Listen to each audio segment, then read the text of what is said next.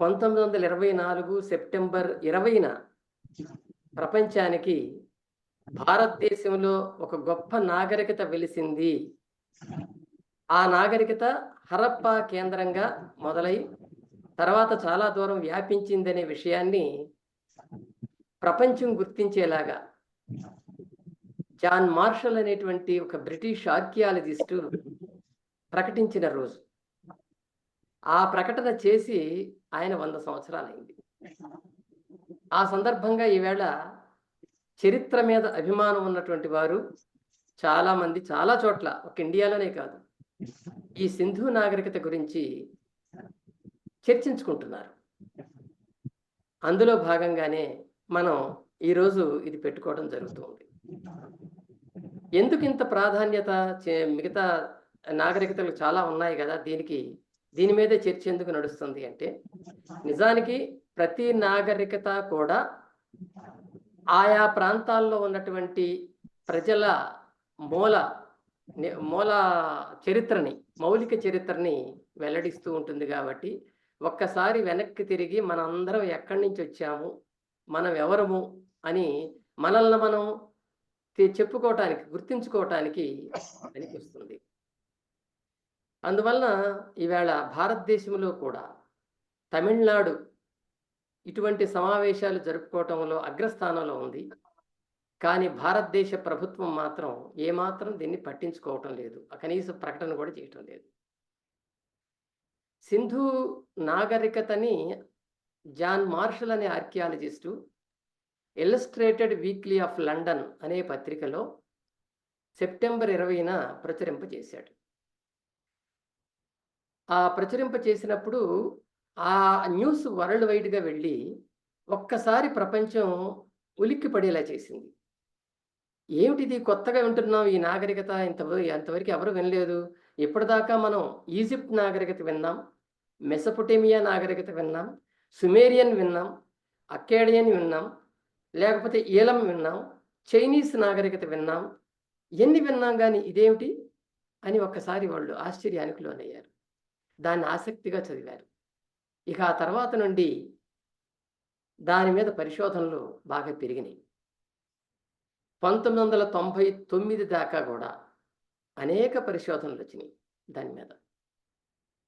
అందువలన ఇదొక సంచలనాత్మకమైనటువంటి ప్రకటన వెలువడినటువంటి సందర్భం. అది 100 ఏళ్ళు అయింది. అప్పటిదాకా భారతదేశం అంటే దీనికి చరిత్రే లేదు అన్నవాళ్ళు చాలామంది ఉన్నారు. బ్రిటిషర్స్లో ఉన్నారు, ఇండియన్స్లో కూడా ఉన్నారు. ఏముంది దీనికి చరిత్ర? ఆర్యులు ఈ దేశానికి రాకముందు ఈ దేశానికి చరిత్ర లేదనుకున్నారు. ఆర్యులతోనే, అందులోనూ వేదాలతోనే ఈ చరిత్ర ప్రారంభమైంది అనుకున్నారు. అటువంటి దాన్ని మార్చి భారతదేశ చరిత్రని యూటర్న్ చేసినటువంటి సందర్భం ఇది, లేదా తిరగరాసినటువంటి సందర్భం ఇది. ఆయన జాన్ మార్షల్ ఆ వ్యాసం రాస్తూ చిట్ట చివరిలో ఆయన ముగింపుగా ఏమంటాడంటే, ఈ సింధులోయ నాగరికత, ఇండస్ వ్యాలీ సివిలైజేషన్ అనే పేరు ఆయనే పెట్టాడు దానికి. ఈ నాగరికత ఏదైతే ఉందో ఇది భారతదేశంలో ఉన్నటువంటి ద్రవిడియన్ కల్చర్కి దగ్గరగా ఉంది అని చెప్పాడు. ఆ చెప్పటం వల్ల ద్రవిడియన్ కల్చర్ అంటే ఏమిటనేది మళ్ళీ స్టడీ చేయటం మొదలుపెట్టారు. ఈ చరిత్రని వెల్లడి చేసినటువంటి జాన్ మార్షల్ గురించి ఈ సందర్భంగా గుర్తు చేసుకోవటం అవసరం. మనం జాన్ మార్షల్ లండన్లో పుట్టినటువంటి ఒక వ్యక్తి, అక్కడే చదువుకున్నాడు, కేంబ్రిడ్జి వాటిల్లో. చదువంతా అయిపోయిన తర్వాత ఒక ఆర్కియాలజీ, తన గురువు గారైనటువంటి ఒక ఆర్కియాలజిస్టు చెప్పినటువంటి విషయాలు విని ఆ శాస్త్రం మీద, ఆ విభాగం మీద ప్రేమ పెంచుకొని, ఆసక్తి పెంచుకొని క్రీట్ దీవుల్లో జరుగుతున్నటువంటి త్రవ్వకాల్లో ఆయన పాల్గొన్నాడు. ఆ త్రవ్వకాల్లో ఆయన చూపిన ఆసక్తిని, ఆయన కనబరిచిన చతురతని గమనించి లార్డ్ కర్జన్, భారతదేశానికి అప్పుడు వైస్రాయిగా ఉన్నాడు, వైస్రాయ్ జనరల్ ఆ పదవిలో ఉన్నాడు, ఆయన ఇక్కడికి పిలిపించి నువ్వు ఇండియాలో ఆర్కియాలజిస్ట్గా ఉండు అని చెప్పి డైరెక్టర్ జనరల్ ఆఫ్ ఆర్కియాలజీ డిపార్ట్మెంట్కి ఆర్కియాలజీ డిపార్ట్మెంట్‌గా ఆయన నియమించాడు ఆయన. అక్కడి నుంచి ఆయన అటు మగధ, మౌర్యన్ సామ్రాజ్యానికి సంబంధించినటువంటి కొన్ని తవ్వకాలు జరిపించాడు. మేజర్‌గా ఆయన చేసిందేందంటే, హరప్పా దగ్గర సాగించినటువంటి తవ్వకాలు. ఈ హరప్పా దగ్గర తవ్వకాలు ఎట్లా ఆయన ఎందుకు తీసుకోవాల్సొచ్చింది అంటే, బ్రిటిష్ వాళ్ళు ఏం చేశారంటే, అప్పుడు మనకి పాకిస్తాన్ అనే దేశం వేరుగా లేదు. అంతా ఉపఖండంగానే భావిస్తున్నాం. భారత ఉపఖండంగా. ఆ టైంలో లాహోర్ నుంచి కరాచీ వరకి వాళ్ళొక రైలు మార్గం వేద్దామని చెప్పి ఆహ్, జాన్ అలాగే బ్రంటన్ అనేటువంటి ఇద్దరు సోదరులకు అప్పజెప్పారది. వాళ్ళు ఇంజినీర్స్. వాళ్ళు అక్కడి నుంచి దాన్ని సర్వే చేస్తూ రైలు మార్గం నిర్మాణాన్ని మొదలుపెట్టి చేస్తూ ఉన్న సందర్భంలో, అక్కడ లోకల్‌గా ఉన్నటువంటి కూలీలని వాళ్ళు చేర్చుకున్నారు. ఆ రైలు మార్గం వేయటానికి కావాల్సినటువంటి రాళ్ళు, రప్పలని వాళ్ళు ఎక్కడ తేవాలని ఆలోచిస్తున్న సందర్భంలో, కొంతమంది కూలీలు మా దగ్గర బోలెడు రాళ్ళున్నాయి అని చెప్పి, పెద్ద పెద్ద ఇటుకలని తీసుకొచ్చి వాళ్ళ ముందు పడేశారు. ఇటుకలని తీసుకొస్తే అవి చూస్తే చాలా పెద్ద సైజులో ఉన్నాయి ఇటుకలు. ఇప్పటి ఇటుకల్లాగా కాదు. అబ్బా! ఇంత పెద్ద సైజు ఉన్నాయేంటి ఇటుకలు? ఇవి చూస్తే ఇల్లు కట్టుకునే ఇటుకల్లాగా ఉన్నాయే అని వాళ్ళు అనుమానించారు కొంచెం. అనుమానించి ప్రభుత్వానికి తెలియజేశారు. ఇవేదో పాత ఇటుకలు గట్టిగా ఉన్నాయి చాలా. మట్టితో చేసినట్లే ఉన్నాయి అని. చెబితే అప్పుడు వాళ్ళు ఆర్కియాలజీ డిపార్ట్మెంట్ వాళ్ళని పంపిస్తే, ఎక్కడ తెచ్చారివి అని అక్కడ పోయి చూస్తే, అక్కడ చాలామంది ఇళ్ళకి ఆ ఇటుకలు వాడారు అప్పటికే.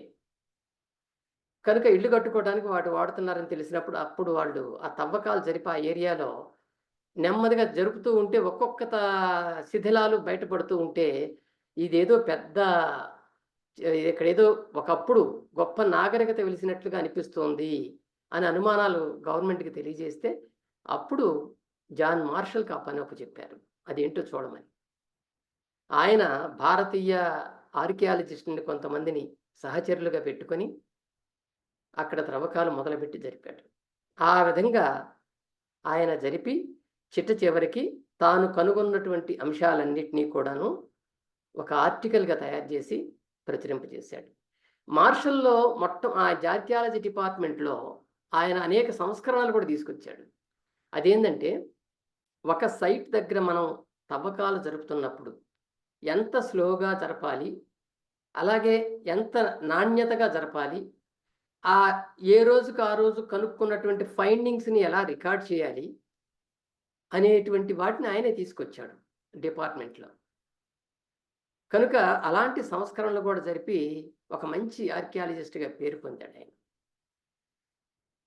ఆయన కనుగొన్నది వాటిల్లో ముఖ్యమైనది హరప్పా నాగరికత. హరప్పా అనే ఊరు ఇప్పుడు పాకిస్తాన్‌లో ఉంది. రావి నది పరివాహక ప్రాంతంలో సాహివాల్ అనేటువంటి ఒక టౌన్‌కి 24 కిలోమీటర్ల దూరంలో ఇప్పటికీ ఒక పల్లెటూరుగా ఉన్నది హరప్పా అనేది. ఆ పల్లెటూరికి ఒక 15,000 మంది జనాభా ఉంటారు. ఆ పల్లెటూరికి 2 కిలోమీటర్ల దూరంలో మార్షల్ తవ్వించినటువంటి ఆ త్రవ్వకాల సైట్ ఉన్నది.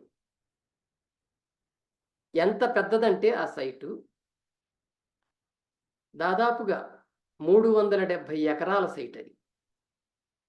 ఆ 370 ఎకరాల సైట్‌లో ఆయన త్రవ్వకాలు జరిపించాడు. అంటే చూడండి. ఇక అక్కడి నుంచి చాలామంది ఆ సింధు నదీ పరివాహక ప్రాంతంలో అనేక చోట్ల త్రవ్వకాలు మొదలుపెట్టి జరుపుతూ ఉంటే చాలా చాలా బయటపడటం మొదలుపెట్టినాయి. ఇదంతా గూడా 1907, 8లో మొదలుపెట్టి 1930s వరకి ఈ తవ్వకాలు జరిగినాయి. కనుక ఈ తవ్వకాలన్నిట్లో అందులో ముఖ్యంగా ఆయన 1924లో ఆయన ఆర్టికల్ ప్రచురించిన తర్వాత కూడా కొన్ని తవ్వకాలు జరిపాడు. అవన్నీ కూడా రికార్డు అయినియి. కానీ ఈయన ఆర్టికల్‌లో వాటన్నిటిని టచ్ చేయలేదు. ఎందుకంటే ఆ తర్వాత కూడా జరిగినాయి కాబట్టి. మొత్తం 1400 సైట్స్ ఆ రోజు ఆర్కియాలజీ డిపార్ట్మెంట్ వాళ్ళు గుర్తించారు. ఈ హరప్పా నాగరికతకు సంబంధించిన సైట్స్ 1400. అందులో 925 సైట్లు ఇండియాలో ఉంటే, ఇప్పుడు 475 సైట్లు పాకిస్తాన్‌లో ఉన్నాయి. 1100 సైట్లు గంగా, సింధు నది మధ్య ప్రాంతాల్లో ఉంటే, ఆ వాటిల్లో కూడా తవ్వకాలు బాగా జరిపిన సైట్లు కేవలం 40 మాత్రమే. ఆ 40 సైట్‌ల్లోనే దొరికినటువంటి విశేషాల్ని ఇప్పుడు మనం తెలుసుకోగలుగుతున్నాం. ఈ గోధుమ రంగు బ్రౌన్ కలర్‌లో ఉన్నది చూసారా? ఇదంతా కూడా సింధు నాగరికత వెలిసిన ప్రాంతం. ఇదిగో హరప్ప అనే ఊరు ఇక్కడుంది. రావి నది, ఈ రావి, చీనాబ్, జీలం, బియాస్, సత్లెజ్ వీటన్ని 5 నదులని పంజాబ్ అంటారు గదా! పంజాబ్ అంటేనే 5 నదుల ప్రాంతం. సో, ఈ 5 నదుల్లో రావి నది ఒడ్డున ఈ హరప్ప ఉంది. ఈ హరప్ప ఆ రావి నదినే కాదు, సత్లెజ్, బియాస్ నది ఒడ్డున ఉన్న ప్రాంతాలు ఇవన్నీ గూడా అటు పాకిస్తాన్‌లోను, ఇటు ఇండియాలోను మొత్తం ఈ సైట్‌లల్లో తవ్వకాలు జరిగినాయి. ఈ తవ్వకాలను మీరు జాగ్రత్తగా గమనించినట్లయితే, ఇందులో కొన్ని మనకి కొన్ని స స చూసినట్లయితే ఒక్కసారి చూడండి. మనకి రాకీ గర్హి, బనావలి మీకు చూసుంటే ఇదిగో వైనవాల్ అని ఉంది ఇక్కడ. అట్లాగే రాకీ గర్హి అనేటువంటిది ఒకటుంది. ఇదిగో ఇక్కడుంది రాకీ గర్హి అనేటువంటి ప్రాంతం. ఇదిగో ఇట్లా చూసినట్లయితే హర్యానాలో మనకి 2 హర్యానాలో మనకి 2 చోట్ల ఉన్నది. ధోలీవీర, లోథాల్, సర్కోటోడా అనేటువంటిది గూడా. ఇక్కడ చూడండి ధోలీవీర, సర్కోటడా, తర్వాత లోథాల్. ఈ లోథాల్ ప్రాంతాలు. తర్వాత కాళీబంగాన్ అనేది రాజస్థాన్‌లో. ఇక్కడ కాళీబంగాన్ అనేది ఇక్కడుంది చూడండి. ఇది రాజస్థాన్‌లో ఉంది. అలాగే ఇవన్నీ మొహంజదారో అనేది మనం అందరం ఎప్పుడు చెప్పుకునేటువంటిది మొహంజదారో ఇక్కడుంది. సింధు నది పక్కనే ఉందిది. ఈ మొహంజదారో అనేది. ఈ మొహంజదారో, హరప్ప ఈ రెండిటిని పెద్ద అక్షరాలతో చూపించారు. ఎందుకంటే ఆనాడు ఇవి 2 పెద్ద నగరాలు. కనుక చూపించారు. ఈ 2 ఒకటి రావి నది ఒడ్డునుంటే ఇంకోటేమో మొహంజదారో సింధు నది ఒడ్డున మనకు కనపడుతోంది. మొత్తం ఈ 40 సైట్‌లల్లో తవ్వకాలు జరిపారు. ఇంకా జరపాల్సినవి చాలా ఉన్నాయి. కానీ ఆ తర్వాత లేకపోతే ఫండ్స్ శాంక్షన్ కాక ఇవన్నీ వదిలేయటం జరిగింది. అట్లాగే గన్వేరీవాలా ఇది కూడా చాలా పెద్ద సైట్. ధోలావీరా ఇట్లా పెద్ద అక్షరాలతో చూపించినవి చాలా ఎక్కువ కట్టడాలు, శిథిలాలు బయటపడినటువంటి ప్రాంతాలు ఇవన్నీ.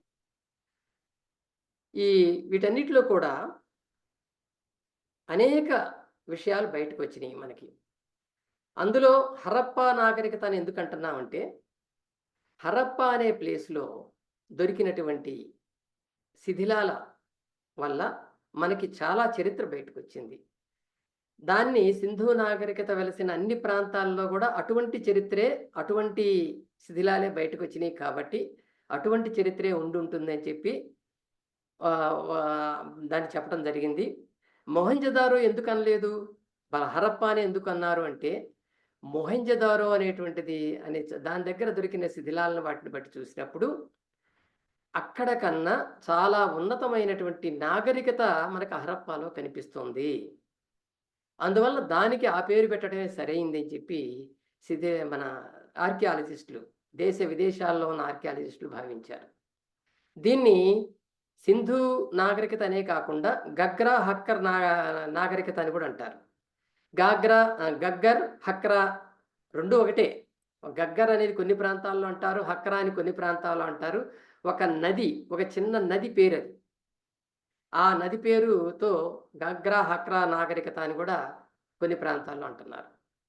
కాబట్టి గుజరాత్‌లో ఉన్నటువంటి కచ్ అనేటువంటి మైదానం దగ్గర నుంచి బలూచిస్తాన్, పాకిస్తాన్‌లో ఉన్నటువంటి బలూచిస్తాన్, సింధు లోయ, గగ్గర్, హక్రా లోయ ప్రాంతాలు ఇవన్నీ కూడా ఈ నాగరికత వెలిసినవే. పంజాబ్, రాజస్థాన్, హర్యానా, ఉత్తరప్రదేశ్, గుజరాత్ రాష్ట్రాలతో పాటు పాకిస్తాన్, అలాగే ఆఫ్ఘనిస్తాన్‌లో ఈశాన్య ప్రాంతం వీటన్నిటి చోట్ల ఈ నాగరికత ఆనవాళ్ళు మనం ఈవేళ చూడగలుగుతున్నాం. దీని ప్రత్యేకత ఏందంటే, నగరాలు అంతకుముందు మనకి ఈజిప్టు, సుమేరియన్, తర్వాత చైనీసు ఈ నాగరికతలు బయటపడినప్పటికీ కూడా, ఈ నగర నాగరికతల్ని ఒక ప్రామాణికంగా తీసుకుంటే, అందులో హరప్పాలో ఉన్నటువంటి నాగరికత చాలా ఉత్తమమైనది, ఉన్నతమైనదిగా ఆర్కియాలజిస్టులు తేల్చారు. అసలు నగరాలు ఎప్పుడొచ్చాయి ఈ ప్రపంచంలో అనేది కూడా ఒక ప్రశ్న. మొట్టమొదట నగర నిర్మాణానికి ఆద్యులు సుమేరియన్లు. సుమేరియన్ అనేది అంటే ఏంటంటే, సుమేరు ప్రాంతంలో ఉన్నటువంటి వాళ్ళు సుమేరియన్లు అంటారు. ఈ సుమేరు ప్రాంతం ఎక్కడుంది? ఈవేళ మనం ఇరాక్కి వెళితే, ఇరాక్లో యూఫ్రటిస్, టైగ్రిస్ అనే నదులు ఉన్నాయి. ఈ నదులు ప్రవహించిన ప్రాంతంలో ఒక నాగరికత వెలిసింది. దాన్నే మెసొపొటేమియా నాగరికత అంటారు.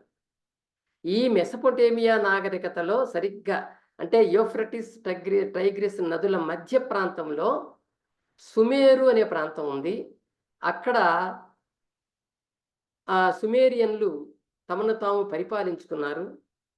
ఆ సుమేరియన్లు పరిపాలించుకున్న ప్రాంతంలోనే వాళ్ళు ఒక నగరాన్ని నిర్మించుకున్నారు అధిక జనాభాతో. అదిగో అది మొట్టమొదటి నగరం. దాన్నే ఊర్ అంటారు. ఊర్, మనం తెలుగులో ఊరు అంటాం చూడండి, ఆ ఊర్ అనే పదం. కానీ అది మొట్టమొదటి నగరంగా ప్రపంచంలో మొత్తం బయలుపడినటువంటి నాగరికతలన్నిటిని చూసినప్పుడు మొట్టమొదటి నగరం అక్కడది అది అని చెప్పి ఒక నిర్ధారణకు వచ్చారు. కొన్నాళ్ల తర్వాత ఏమైంది, ఆ సుమేరు నగరాలని ఆక్రమించుకొని అక్కాడియన్స్ అనేటువంటి ఒక తెగ వాళ్ళు ఏం చేశారంటే, దాన్ని ఆక్రమించుకొని ఆ నగరాలని తమవిగా ప్రకటించుకొని వాళ్ళు మరొక నగరాన్ని కొత్తగా నిర్మించుకున్నారు. దాన్ని అక్కాడ్ అన్నారు. ఇది రెండవ నగరం ప్రపంచంలో. ఆ తర్వాత చూస్తే తర్వాత నగరం, పెద్ద నగరం ఏదయ్యా అంటే ఆ రోజుల్లో, ఆ కాలంలో సమకాలీన నగరాల్లో మొహెంజదారో. మొహెంజదారో అతి పెద్ద నగరం. నిజంగా హరప్పా కన్నా కూడా పెద్ద నగరం. అయితే మొహెంజదారో అనేది ఇప్పుడు మనం ఉర్దూలో వాడుతున్నాం ఆ పదాన్ని. నిజానికి ఆ పదాన్ని తెలుగులో అర్థం చెప్పుకోవాలంటే దయ్యాల దెబ్బ అంటారు. మొహెంజో దారో, దయ్యాల దెబ్బ. అది ఎందుకు అది లోకల్గా ఉన్నటువంటి వాళ్ళు పెట్టుకున్న పేరు అది దానికి. ఈ కాలంలో, ఆధునిక కాలంలో లోకల్గా ఉన్నవాళ్ళు అక్కడున్న ఆ కట్టడాలని, ఆ పాతకాలపు ఇటుకలని అవన్నీ చూసి ఇదొక దయ్యాల దెబ్బరా అని చెప్పి అనుకున్నారు. కానీ అంతకుముందు ఏదో మంచి పేరే ఉండుంటుంది దానికి. అది ఇంకా తెలియలేదు. ఇవన్నీ ఉన్నప్పటికీ కూడా హరప్పాని ఎందుకు దీన్ని మనం గొప్ప నగరం అంటున్నామంటే, ఈవేళ ఒక మున్సిపాలిటీ కానీ, ఒక సిటీ కానీ, ఒక చండీగఢ్ లాంటి సిటీ కానీ ఎంత ప్లాన్డ్గా మనం కట్టుకుంటున్నామో అంత ప్లాన్డ్గా ఆ రోజు కట్టుకున్నటువంటి నగరం అది. ప్రపంచంలో ఒక ప్రణాళికాబద్ధంగా కట్టబడినటువంటి నగరం ఏదైనా ఉంది ఆ రోజుల్లో, ప్రాచీన కాలంలో అంటే అది హరప్ప. ఇది దీని వెనక అంటే ఈ నగరం రావటం వెనక చాలా చరిత్ర కూడా ఉంది. ఇంకోటి, ఈ నగరాన్ని ఆ సుమేరియన్ భాషలో ఆల్రెడీ సుమేరియన్లు ఒక భాష వాడారు, దానికి ఒక లిపి ఉంది. తర్వాత అక్కాడియన్లు ఆ సుమేరు భాషని తమ భాషలో కలిపేసుకున్నారు. వాళ్ళు మళ్ళీ దాన్ని డెవలప్ చేశారు.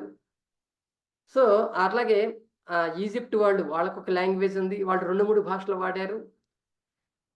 వీటన్నిటికీ కూడా ఆ కాలపు ఇటుకల మీద ఆ భాషా పదాలు చెక్కటం, వాటిని కనుక్కోవటం, డిసిఫర్ చేయటం అనేటువంటిది కూడా జరిగింది. సో దాని ప్రకారం చూసినప్పుడు వీళ్ళు దీనికి పెట్టిన పేరు ఏంటంటే, హరప్పాకి ఆ రోజుల్లో వాళ్ళు పిలుచుకున్న పేరు ఏంటంటే మెలూహా. మెలూహా అని పేరు పెట్టారు దీనికి. తర్వాత ఆరియన్స్ వచ్చి సంస్కృత భాషలో దాన్నే మ్లేచ్ఛ అన్నారు, మ్లేచ్ఛ నగరం అన్నారు. సో అది మ్లేచ్ఛ అంటే నీచమైన, లేకపోతే ఇంకా తక్కువ హీనమైన అనే అర్థాన్ని ఇచ్చేటువంటిది అనమాట. అది వాళ్ళు ఆ రకంగా దాన్ని మార్చేశారు. అయితే ఈ హరప్పా నాగరికతని గురించి మనం డీటెయిల్డ్‌గా కొంచెం సేపు చెప్పుకొని, దీని యొక్క ఇంపార్టెన్స్ ఇప్పుడు ఎంత ఉందో కూడా తర్వాత మాట్లాడుకుందాం. హరప్పా కాలాన్ని మనకి 3 దశల్లో విభజించారు ఆర్కియాలజిస్టులు. క్రీస్తు పూర్వం, దానికి సాధారణ శక పూర్వం అనేది ఇప్పుడు కామన్‌గా అందరూ వాడుతున్న పదం అది. క్రీస్తు అనేది తీసేశారు. అంటే ఎందుకంటే అసలు క్రీస్తు అనేది హిస్టారిక్ పర్సన్ కాదు అని చెప్పి నిర్ణయానికి వచ్చేసారు కాబట్టి ఆల్రెడీ పాశ్చాత్య దేశాల్లో ఆ క్రీస్తు పదం తీసేసి సాధారణ శకం అని పేరు పెట్టారు. కామన్ ఎరా అని పేరు పెట్టారు. క్రిస్టియన్ ఎరా తీసేసి. బీసీఈ అంటే బిఫోర్ కామన్ ఎరా, సాధారణ శకానికి పూర్వం అనేదాన్ని మనం తీసుకున్నట్లయితే 3300 నుంచి 2600 వరకు ఉన్నదాన్ని హరప్పాకి పూర్వదశ అన్నారు. 2600 నుంచి 1900 వరకు ఉన్నదాన్ని హరప్పా నాగరికత విలసిల్లిన దశ అన్నారు. 1900 నుంచి 1200 వరకు హరప్పా క్షీణించిన దశ అన్నారు. సో ఈ కాలాన్ని తీసుకుంటే 33 అంటే 3300 నుంచి 1200 వరకు ఉన్న కాలాన్ని తీసుకున్నట్లయితే మనం ఒక్కొక్క పీరియడ్‌కి 700 సంవత్సరాలు మనకి ఉంటుంది. ఈ 700 సంవత్సరాలు గ్యాప్‌లో ఏమేం జరిగింది, ఎట్లా జరిగింది అనేది వాళ్ళు డీటెయిల్డ్‌గా ఇవాళ మనకి చెప్పగలుగుతున్నారు. ఇది హరప్పా నాగరికత ఏర్పడటానికి పూర్వదశ. ఈ పూర్వదశలో ఏం జరిగింది అనేది బ్రీఫ్‌గా చెప్పుకుందాం. ఈ పూర్వదశలో వ్యవసాయానికి సంబంధించినటువంటి ఆనవాళ్లు దొరికినాయి మనకి. అక్కడ వ్యవసాయం మొదలైంది అనే ఆనవాళ్లు దొరికినాయి. అక్కడ ఎట్లా మొదలైంది అనే క్వశ్చన్ వస్తుంది. ఆ ఆనవాళ్ళకి బేస్ ఏమిటి, అవి ఎందుకు వచ్చాయి, అక్కడ ఆనవాళ్ళు ఎందుకు దొరికాయి అనేది తెలుసుకోవాలనుకున్నప్పుడు అసలు వ్యవసాయం ఎక్కడ మొదలైంది అనే క్వశ్చన్ కూడా వస్తుంది. ప్రపంచ చరిత్రలో ఇప్పటివరకు దొరికిన ఆధారాలను బట్టి వ్యవసాయం అనేటువంటిది ఇరాన్లో మొదలైంది. ఇరాన్లో జాగ్రోస్ మౌంటైన్స్ అనే ప్రాంతం ఉంది ఇప్పటికి కూడా. జాగ్రోస్ అనే పేరుతో కొన్ని పర్వతాలు ఉన్నాయి అక్కడ. ఆ పర్వతాల లోయల్లో ఉన్నటువంటి సాగు నేలల్లో వ్యవసాయం మొట్టమొదటిసారి జరిగింది అన్నారు. అక్కడ వ్యవసాయం ఎప్పుడు జరిగింది? అంటే సాధారణ శక పూర్వం 7000 సంవత్సరాల ప్రాంతంలో జరిగింది. ఆ 7000 సంవత్సరాల ప్రాంతం అంటే ఇప్పటికి 9000 సంవత్సరాలు అనమాట. అందుకే దాన్ని సుమారుగా 10,000 అంటుంటారు అందరూ. 10,000 సంవత్సరాల క్రితమే వ్యవసాయం మొదలైందనేది టూకీగా చెప్తుంటారు. అప్పుడు మొదలైందని ఆర్కియాలజిస్టులు ఊహిస్తున్నారు. ఆ 7,000 సంవత్సరాల తర్వాత ఆడ కొంత అంటే కొన్ని వందల సంవత్సరాలు గడిచిన తర్వాత అక్కడ ఏర్పడినటువంటి పరిస్థితులను బట్టి అక్కడున్న రైతులు ఏం చేశారంటే వలస పోవటం మొదలుపెట్టారు. వాళ్ళు అక్కడి నుంచి మొదలుకొని ఈవేళ బెలూచిస్తాన్ అనే చోట బోలాన్ పాస్ అనే ఒక ఏరియా ఉంది. ఈ బోలాన్ పాస్ ఏరియా దగ్గరికి వచ్చారు. అక్కడ మెహర్గఢ్ అనేటువంటి ఒక ప్రాంతంలో, అది కూడా పర్వత ప్రాంతమే. ఈ బోలాన్ పాస్ అనేది కూడా ఇప్పటికి కూడా అక్కడ ఒక నది ప్రవహిస్తుంటుంది బోలాన్ అనేది. ఆ ప్రాంతంలో మెహర్గఢ్ ప్రాంతంలో వ్యవసాయం మొదలుపెట్టారు. అక్కడ వ్యవసాయం చేసిన తర్వాత మరొక తెగ ఆ ఇరాన్ నుంచి జాగ్రోస్ నుంచి వచ్చినటువంటి ఇంకొక గుంపు వాళ్ళు నెమ్మదిగా హరప్పాకు కూడా తర్వాత ప్రయాణం చేశారు. సో హరప్పాలో వ్యవసాయం ఏర్పడటానికి అక్కడి నుంచి వచ్చినటువంటి తొలి వ్యవసాయదారుల యొక్క వలస మనకి హరప్పాలో వ్యవసాయం ప్రారంభం కావడానికి మొదలైంది. వ్యవసాయదారులు ఎప్పుడైనా సరే పంటలు పండించడానికి చూసేది ఏంటంటే నీళ్లు ఎక్కడ దొరుకుతాయి, ఫస్ట్ అది వాళ్ళకి కావాల్సింది. అందుకే నదుల ప్రాంతాన్ని వాళ్ళు ఎంచుకున్నారు. ఆ సింధు నది ప్రాంతంలోనూ, ఆ పంజాబ్లో 5 నదులు ప్రవహించే ప్రాంతాల్లోనూ వాళ్ళు స్థావరాలు ఏర్పాటు చేసుకున్నారు. ఏర్పాటు చేసుకొని ఒక 700 సంవత్సరాలు కష్టపడితే వ్యవసాయంలో వాళ్ళకి మెలకువలు రావటం, కొత్త రకంగా వ్యవసాయం ఎలా చేయాలి అనే జ్ఞానం, నాలెడ్జ్ రావటం అనేటువంటిది కూడా జరిగింది. అదిగో అప్పుడే జాగ్రోస్లో వాళ్ళ పూర్వీకులు నివసించినటువంటి నా జీవన విధానం కంటే మెరుగైనటువంటి జీవన విధానాన్ని ఇక్కడ వాళ్ళు నేర్చుకున్నారు. దాన్ని అనుసరించారు. ఇది ఈవేళటికి గూడా మనకొక 100 సంవత్సరాలు, ఒక 50 సంవత్సరాల క్రితం వరకి గూడా మన ఈ తెలంగాణ, ఆంధ్ర ప్రాంతాల్లో ఉన్న పరిస్థితుల్ని గమనించినా గూడా మనకు తెలుస్తుంది.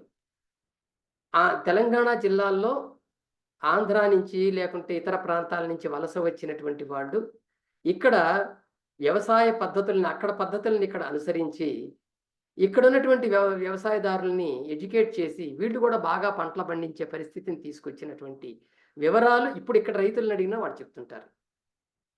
కనుక అలాంటిది ఆ వలస వ్యవసాయదారుల వలస రావటం అనేటువంటిది అన్ని నాగరికతల్లో, అన్ని దేశాల్లో జరుగుతూ ఉంటుంది. అది కామన్ థింగ్. సాధారణ శకపూర్వం 3300 నుంచి ఆ 2600 దాకా వాళ్ళు ఆ వ్యవసాయం చేస్తూనే రకరకాల పంటలను పండిస్తూనే వాళ్ళ ఆదాయాల్ని పెంచుకుంటూనే ఒక నివసించటానికి వాళ్ళు నివసించే ప్రాంతంలో చక్కని ఇళ్ళు కట్టుకోవటం, మిగతా ప్రాంతాల కన్నా మంచి నగర నిర్మాణాన్ని అనుసరించటం అనేటువంటిది జరిగింది. ఈ 700 సంవత్సరాల్లోనే వాళ్ళు గోధుమ పంటలు, బార్లీ, పత్తి ఇలాంటివి పండించారు. అట్లాగే చక్రం అప్పటికే కనుక్కున్నారు కాబట్టి ఆ చక్రంతో బండ్లు తయారు చేసుకొని ఆ బండ్లని ఎనుములతో లాగించారు. ఎనుములు అంటే మీకు అందరికీ తెలిసే ఉంటుంది. మనం దున్నపోతులు అంటుంటాం. అదిగో అట్లా వాటితో ఆ బండ్లు లాగించి వాళ్ళ ధాన్యాన్ని, వాళ్ళ యొక్క వస్తువుల ఉత్పత్తి అయినటువంటి వస్తువుల్ని ఇంటికి తెచ్చుకోవటమే కాదు, అమ్ముకోవటానికి కూడా వాళ్ళు ఉపయోగించుకున్నారు. కనుక ఈ 700 సంవత్సరాల్లో వాళ్ళు అక్కడికన్నా ఆ జాగ్రోస్ ప్రాంతంలో కన్నా చాలా డెవలప్ అయ్యారు. అలాగే రకరకాల కుండలను తయారు చేసుకోవటం మొదలుపెట్టారు. ఆ కుండల మీద అది కూడా ఎర్రగా కాల్చినటువంటి ఇటుకల మట్టితో తయారు చేసిన కుండల్ని ఎర్రగా కాల్చి వాటిని వాడుకోవటం మొదలుపెట్టారు. టెర్రకోట అంటారు దాన్ని, ఆ కుండల్ని. అది వాటిని మొదలుపెట్టారు. వాటి మీద రంగులతో రకరకాల డిజైన్లు కూడా వేసుకున్నారు. కాబట్టి ఈ 700 సంవత్సరాల్లో అంతకుముందు అవి కూడా లేవు ఆ దశల్లో. ఇక్కడికి వచ్చాక కొంత ఫ్యాషనబుల్గా ఉండటం అనేటువంటిది వీళ్ళు నేర్చుకున్నారు. ఆ తర్వాత 2600 నుంచి 1900 వరకు కూడా ఒక గొప్ప నాగరికతను వాళ్ళు కల్పించగలిగారు. ఎటువంటి నాగరికతను వాళ్ళు కల్పించారంటే వాళ్ళు కట్టుకునేటువంటి ఇళ్ళన్నీ ప్లాన్డ్గా కట్టుకోవటం, నీటి సౌకర్యాలు, ఇంటిలోకే నీళ్ళు వచ్చే మార్గాలు ఏర్పాటు చేసుకోవటం, వాడిన నీళ్లు మళ్ళీ బయటికి వెళ్ళటానికి, అది కూడా ఊరిలో కాకుండా ఊరి బయటికి వెళ్ళటానికి కాలువలు నిర్మించుకోవటం, ఏ కాలంలోనూ నీటికి ఇబ్బంది లేకుండా ఉండటానికి నీటి రిజర్వాయర్లు కట్టుకోవటం, ఆ నీటి రిజర్వాయర్లలోకి నీళ్లు రావటానికి ఈవేళ మనం తూములు చూస్తుంటాం కదా, నీళ్లు ప్రవహించేటువంటి తూములు. మన మంజీరా వాటర్ రావాలన్నా పెద్ద పెద్ద తూములు ఉంటాయి. ఒక 7 అడుగులు, 8 అడుగులు డయామీటర్, అంటే మన ఇది కలిగినటువంటి కైవారం అంటాం తెలుగులో, కలిగినటువంటివి ఉంటాయి. దానిలో మనుషులు నడిచి కూడా పోతుంటారు. విచిత్రం ఏంటంటే హరప్పాలో అటువంటి కైవారాలు దొరికినాయి. 5 అడుగుల కైవారాలు దొరికినాయి. అంటే 5 అడుగుల వ్యాసం కలిగినటువంటి కైవారాలు. అందులో నుంచి నడిచిపోవచ్చు మనుషులు. అటువంటివి దొరికినాయి. అలాగే 700 బావులు దొరికినాయి. ఆ ఒక్క హరప్పాలో 700 బావులు కనపడ్డాయి. సో అంటే వాళ్ళు ఎంత సిస్టమేటిక్గా ఏర్పాటు చేసుకున్నారు జీవించటానికి అనేది. ఇక ఇళ్ల విషయానికి వస్తే అందరికి ఇంట్లో మెంబర్స్కి ఒక్కొక్కళ్ళు ఉండటానికి ఈవేళ బెడ్రూమ్స్, 3 బెడ్రూమ్స్, 4 బెడ్రూమ్స్ ఎట్లా ఉన్నాయో ఆ విధంగా వేరు గదులు కట్టుకున్నారు అక్కడ. ఇంటి బయట ఉమ్మడిగా అందరూ కలిసి, అంటే అసలు ఈ యొక్క సామూహికంగా స్నానాలు చేయడానికి గదులు స్నానపు ఏర్పాట్లు చేసుకున్నారు. విచిత్రం ఏంటంటే చాలా కాలం వరకు కూడా యూరోపియన్ కంట్రీస్లో కమోడ్స్, లెట్రిన్స్ వాడకం లేదు. యూరోపియన్ కంట్రీస్లో దాని గురించి ఇంకా అదే వేరే చరిత్ర. కానీ హరప్పా నాగరికతలో సామూహిక లెట్రిన్ల వాడకం ఉంది అని చెప్పి ఇవాళ ఆర్కియాలజిస్టులు చెప్తున్నారు. అదంతా బయటికి పోవటానికి మళ్ళీ మార్గాలున్నాయి. తర్వాత పశువులు వాళ్ళు పెంచుకునేటువంటి పశువులకి కొట్టాలు నిర్మించుకున్నారు. వినోదించటానికి అప్పుడప్పుడు అందరూ ఊర్లో వాళ్ళందరూ వచ్చి కూర్చొని వినోదాలు చూసుకోవటానికి గ్యాలరీలు కట్టుకున్నారు. అట్లాగే వ్యవసాయం చేయటానికి అనేక రాతి పనిముట్లు, రాగి పనిముట్లు, కంచుతో తయారు చేసినటువంటి పనిముట్లు తయారు చేసుకున్నారు. తయారీ చేయటానికి కేంద్రాలు పెట్టుకున్నారు. ఈ వర్క్‌షాప్స్ పెట్టుకున్నారు. కనుక ఇవన్నీ మనకి ఆశ్చర్యం కలిగిస్తాయి చూస్తుంటే. ఆ రోజుల్లో అప్పటికింకా ఇనుము కనుక్కోలా. ఇనపయి లేవు. రాగివి, కంచువి, రాతివి ఇవున్నాయి. ఇత్తడి కూడా అక్కడక్కడ ఉన్నాయి. కనుక అవి కనుక్కున్నారు. మరి రచ్చబండలు కట్టుకున్నారు. ఊర్లో వాళ్ళందరూ ఏదన్నా న్యాయం కోసం ఎవరిని ఆశ్రయించాలనుకున్నప్పుడు ఊరి పెద్దల్ని ఆశ్రయించాలి కదా! ఆ ఊరి పెద్దలు ఉండటం కోసం కూర్చోవడం కోసం రచ్చబండలు నిర్మించుకున్నారు. ఇలాంటి సిస్టమ్ అక్కడ వచ్చింది. అంతేకాదు అక్కడ నగలు ధరించటం ఇంకా విచిత్రం అనిపిస్తుంది మనకి. మగవాళ్ళు, ఆడవాళ్ళు కూడా శరీరం మీద నగలు ధరించారు. అందులో నగల్లో గోమేధికాలు, వజ్రాలు, వైఢూర్యాలు, నీలమణులు, షపైర్స్ లాంటివి, అలాగే ముత్యపు చిప్పలతో తయారు చేసిన ఆభరణాలు, మరి వాటిని తయారు చేసేటువంటి కేంద్రాలు ఇవన్నీ కూడా ఆనాడు ఉన్నాయి. వాళ్ళ వాడకంలో ఉన్నాయి. ఆ 370 ఎకరాల స్థలంలో హరప్పాలో చూసినప్పుడు ఇళ్ళన్నీ కూడా చాలా సమానంగా ఉన్నాయి. ఒకడికి ఎక్కువ స్థలం, ఒకడికి తక్కువ స్థలం కాకుండా దాదాపు సమానంగా ఉన్నాయి. దీన్ని బట్టి ఆర్కియాలజిస్టులు ఏం నిర్ణయానికి వచ్చారంటే అందరూ సమానమే అనే ఫీలింగు ఆ రోజుల్లో ఉండి ఉంటుంది. సమానత్వం అనేటువంటి ఒక ఆలోచన విధానం ఆ రోజుల్లో ఉండి ఉంటుంది వాళ్ళకి అని ఒక నిర్ణయానికి వచ్చారు. రాజులు కానీ, ఆ రాజులు నివసించే భవనాలు కానీ కనపడలేదు ఎక్కడ. అంటే రాచరికం అప్పటికింకా లేదు. మరి ఎవరు వాళ్ళని కంట్రోల్ చేసేవాళ్ళు? బహుశా కొంతమంది పెద్ద మనుషులు, లేకపోతే వాళ్ళందరూ కూడా నిర్ణయించినటువంటి, ఎంచుకున్నటువంటి, ఎంపిక ద్వారా అయినటువంటి కొంతమంది వాళ్ళని పెట్టుకొని ఉండొచ్చు, న్యాయమూర్తులు లాంటి వాళ్ళని అని కూడా ఒక నిర్ణయానికి వచ్చారు. ఇంకా అక్కడ దొరికిన బొమ్మలను బట్టి, అక్కడ దొరికినటువంటి ఆ భంగిమలని బట్టి, బొమ్మలకున్న భంగిమలను బట్టి అక్కడ నాట్యం, చిత్రలేఖనం, సంగీతం తెలుసుంటుంది వీళ్ళకి అనే నిర్ణయానికి వచ్చారు. మనందరికీ తెలుసు, ఒక చిన్న బొమ్మ, ఒక స్త్రీ నడుం మీద చేసుకొని ఉండేటువంటి ఒక స్త్రీ బొమ్మ మనందరం చూస్తుంటాం. ఆ బొమ్మ ఒక నాట్యకత్తె బొమ్మ అని నిర్ధారణకు వచ్చారు. కాబట్టి ఆనాడు అవన్నీ వినోదం కోసం ఇవన్నీ ఉండేవి అనుకున్నారు. ఇంకొక విషయం ఏంటంటే కొన్ని బొమ్మలు అక్కడ దొరికినటువంటి కొన్ని బొమ్మలు గోడల మీద, అలాగే రాళ్ల మీద ఉన్నటువంటి బొమ్మలను చూస్తే ఏమనిపించిందంటే ఆ రోజుల్లో మగవాళ్ళ యొక్క వీరత్వాన్ని నిరూపించుకోవటానికి జంతువులతో ఫైట్ చేయటం, అక్కడున్న ఎనుములు కానీ, అంటే ఎనుములు అంటే దున్నపోతులు అట్లాంటివి కానీ, ఇతర జంతువులతో లేళ్లు కానీ, ఇంకా ఏవో కొన్ని బొమ్మలు మనకి ఉన్నాయాడ. ఆ జంతువులు కొమ్ములు పట్టుకొని ఫైట్ చేయటం అనేటువంటిది బుల్ ఫైట్ అంటాం దాన్ని. అది అలాంటివి కూడా మనకు అక్కడ కనిపిస్తున్నాయి. అంటే ఈవేళ తమిళనాడులో మనకి జల్లికట్టు అనేది ఎట్లా అయితే ఉందో అలాంటిది అక్కడ కూడా ఉండి ఉంటుంది. ఆ బొమ్మలు దాన్ని నిరూపిస్తున్నాయని చెప్పి వాళ్ళు అభిప్రాయపడుతున్నారు. ఆ బిజినెస్ అనేది అక్కడ బాగా డెవలప్ అయింది.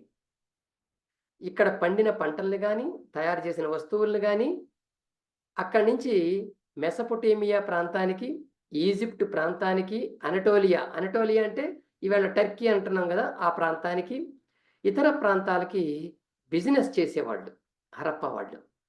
ఎట్లా వెళ్ళేవి వస్తువులు? ఇందాకే చెప్పుకున్నాం బండ్లని. ఆ బండ్ల మీద తీసుకెళ్ళేవాళ్ళు. అక్కడ అమ్ముకొని వచ్చి వాళ్ళకి కావాల్సిన వస్తువులు అక్కడి నుంచి తెచ్చుకునేవాళ్ళు. అయితే ఈ బిజినెస్‌లో వాళ్ళ వస్తువుల్ని ఇతరులకి ఎట్లా అమ్మేవాళ్ళు? దానికి ప్రామాణికం ఏంటి అనంటే బరువుల ప్రకారం అమ్మేవాళ్ళు. ఆ వస్తువు ఎంత బరువుందో దాన్ని బట్టి వాళ్ళ ధర నిర్ణయించేవాళ్ళు. దాన్ని బట్టి వేరే వస్తువుని వాళ్ళు స్వీకరించేవాళ్ళు. తూకం వేసినట్టుగా తూకపు రాళ్ళు గూడా ఈవేళ శిథిలాల్లో బయటపడ్డాయి. ఆ తూకపు రాళ్ళు వాళ్ళ షేపులు అవన్నీ గూడా చూస్తే నిజానికి ఎట్లా పడితే అట్లా రఫ్‌గా లేవవి. చతురస్రాకారంలో చాలా ఒక మన క్యూబ్స్ ఉంటాయి గదా! క్యూబ్స్ టైప్‌లో చతురస్రాకారంలో ఒక పెద్దది, దాని తర్వాత దానికంటే చిన్నది, దానికంటే చిన్నది, దానికంటే చిన్నది ఇట్లా తూకపు రాళ్ళు బయటపడ్డాయి. అంటే వాళ్ళు తూకానికి గూడా ఒక ప్రామాణికమైనటువంటి పద్ధతిని ఎంచుకున్నారు అని మనకర్థమవుతూ ఉంటుంది. కనుక ఆ రోజుల్లో అంత అంటే ఈ హరప్పాకి ఎందుకంత పేరొచ్చింది అంటే, ఇలాంటి తూకపు రాళ్ళు ఇంత ప్రామాణికంగా ఉన్నటువంటి విధానం ఇతర నగరాల్లో ఎక్కడ కనపడలేదు వాళ్ళకి. మహేంజోదారోలో గాని, ఆ ఊరనే దాంట్లో గాని ఎక్కడ కనపడలేదు. అందుకే దీనికొక పెద్ద విశేషమైన ప్రాధాన్యత మనకి వచ్చిందనమాట ఈ నగరానికి. ఇకపోతే అక్కడ రిలీజియస్ ఫీలింగ్స్ ఏమన్నా ఉన్నాయా అనేది. హరప్పాలో మతం ఉంది అంటానికి ఆధారాలు దొరకలేదు. మెసొపొటేమియాలో దొరికినియి. మెసొపొటేమియాలో జిగ్గురాట్స్ అని కొన్నున్నాయి. ఒక దేవాలయాల్లాంటివి. ఇప్పుడు మనం పిరమిడ్స్ చూస్తాం గదా! అదిగో ఆ టైప్‌లో అంత ఎత్తు లేకపోయినా అంతకన్నా తక్కువ ఎత్తులో ఉండేవి. జిగ్గురాట్స్ అంటారు వాటిని వాళ్ళు.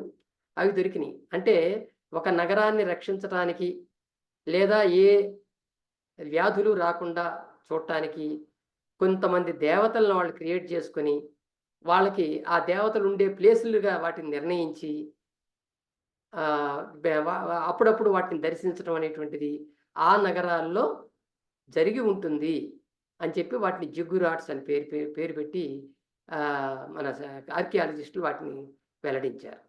ఇవి 32 దొరికినియి మెసొపొటేమియా నాగరికత మొత్తం మీద. అలాగే ఈజిప్ట్‌లో దొరికినియి. మీకు పిరమిడ్స్ తెలుసు మీకు ఈజిప్ట్స్‌లో. అట్లాగే ఈ దొరికినియి. తర్వాత అనటోలియాలో, టర్కీలో దొరికినియి. కానీ అదే కాలంలో ఉన్నటువంటి హరప్పా నాగరికతలో అటువంటివి దొరకలేదు. ఇరాక్‌లో 28 దొరికినియి. ఇరాన్‌లో 4 దొరికినియి. ఇవన్నీ మెసొపొటేమియా ప్రాంతాలు, పట్టణాలు. అక్కడ దొరికినియి. కానీ ఇక్కడైతే అసలేమి దొరకలేదు. దాన్ని బట్టి ఇక్కడ మతం అనేటువంటిది వ్యవస్థీకృతం అయ్యుండదు. ఉంటే ఎక్కడో చోట ఏదో ఒకటి దొరికేది మనకని చెప్పి ఫీల్ అవుతున్నారు. అయితే ఒక శిల్పం దొరికింది. అది ఒక నెత్తి మీద ఒక క్యాప్ లాగా పెట్టుకున్నటువంటి ఒక వ్యక్తి ఎడం వైపు పైట వేసుకొని పురుషుడే పైట వేసుకొని కనిపించినటువంటి ఒక శిల్పం దొరికింది. అది 17 సెంటీమీటర్ల ఎత్తుంది, 11 సెంటీమీటర్ల వెడల్పుంది. అది బహుశా పూజారి ప్లస్ రాజు. అదేమో అని ముందు కొంతమంది అనుకున్నారు. అతడు ఆ ప్రాంతానికి పూజారి ప్లస్ అతడే పరిపాలకుడు రాజయ్యి ఉంటాడు అని ఊహించారు కానీ, ఆ తర్వాత దాన్ని బలపరచటానికి ఇంకే ఆధారాలు దొరకలేదు. కాబట్టి అది అది అయ్యుండదు. అతనెవరో న్యాయమూర్తి అయ్యుండొచ్చు. న్యాయం చెప్పేవాడు అయ్యుండొచ్చు అనే ఒక నిర్ణయానికొచ్చారు.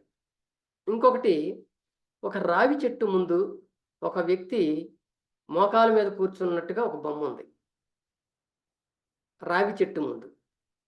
ఇతను రావి చెట్టుకేమన్నా పూజ చేస్తున్నాడా? లేకుంటే ఏమైనా దానికి మొక్కుతున్నాడా? అనే ఆహ్, ఫి అని కొంతమంది ముందు అనుకున్నారు. కానీ అది కాదేమో! చెట్టుని అతను కాపాడటానికి వచ్చిన వాడేమో అని గూడా అనుకున్నారు. విచిత్రం ఏందంటే యోగా. ఈవేళ యోగ శాస్త్రం గురించి మన వాళ్ళు ఏమంటారంటే పతంజలి చెప్పిన యోగ శాస్త్రం చాలా గ్రేట్ అనుకుంటారు. కానీ హరప్పా నాగరికతలో యోగా ఉంది. అక్కడ యోగ ముద్రలు కనిపించినాయి. యోగా చేస్తున్నటువంటి బొమ్మలు కనిపించినియి. ఆ ముద్ర ఉందక్కడ. అంటే రకరకాల హస్తముద్రలు లాంటివి అక్కడ కనిపించినియి యోగాకు సంబంధించినియి. కాబట్టి యోగా అనేది ఆర్యులు తెచ్చిందో, పతంజలి తెచ్చిందో కాదు.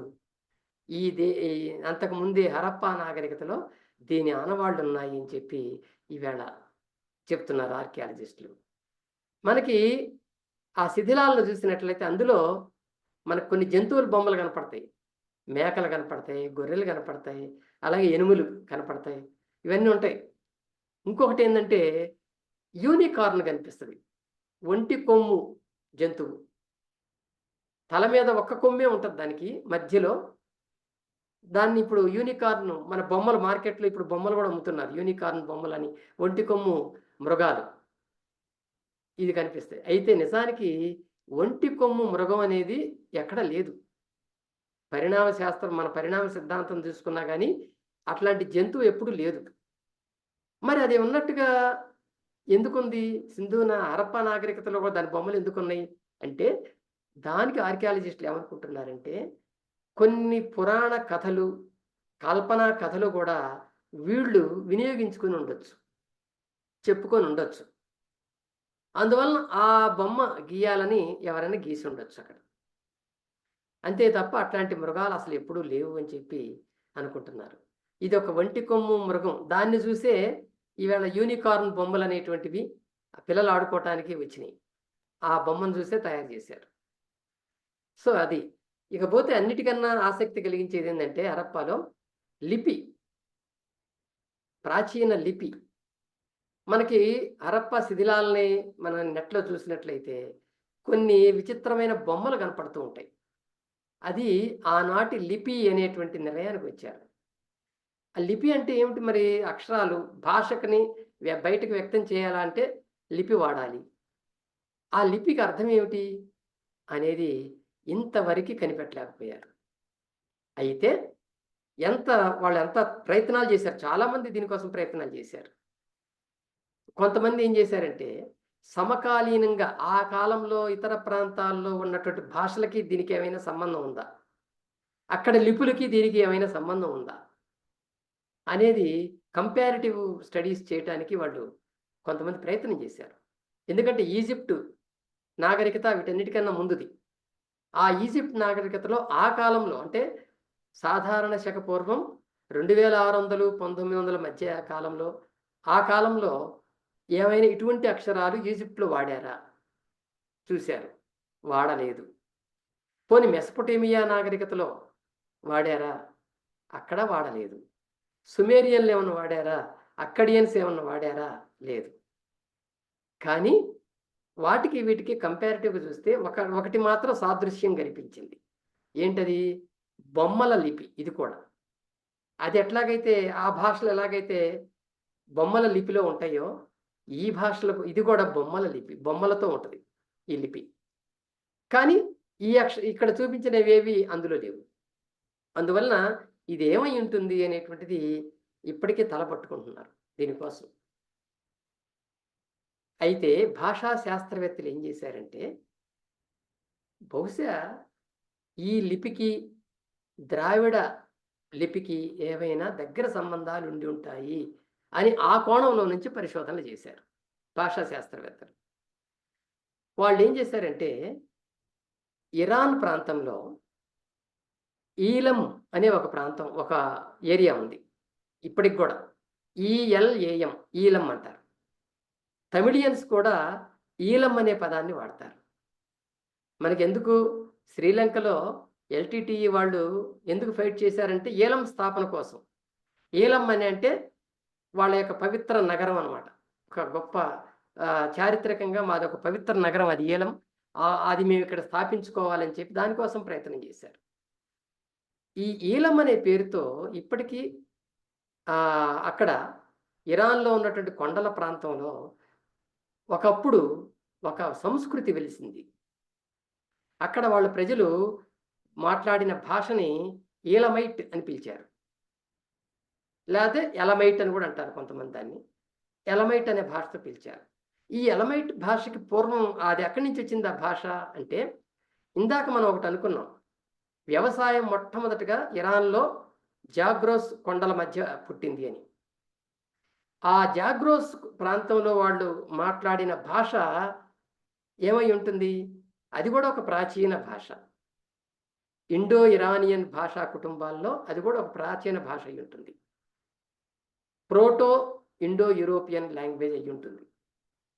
అయితే దాన్నించి ప్రాచీన అంటే యాన్షియంట్ ఎలమైట్ లాంగ్వేజ్ వచ్చుంటుంది. దాన్నించే యాన్షియంట్ ద్రవిడియన్ లాంగ్వేజ్ కూడా వచ్చుంటుంది. Proto Dravidian language. ఈ 2 వచ్చుంటాయి అని అనుమానించారు.